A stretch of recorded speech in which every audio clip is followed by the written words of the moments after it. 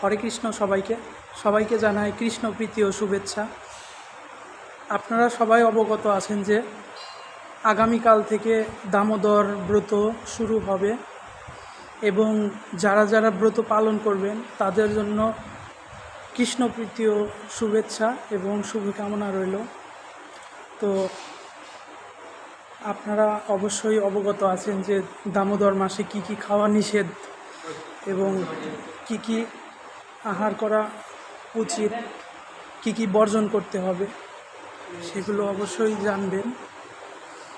আমি এখন রয়েছি উত্তরা শ্রী শ্রী রাধারমণ মন্দির বৃন্দাবনে।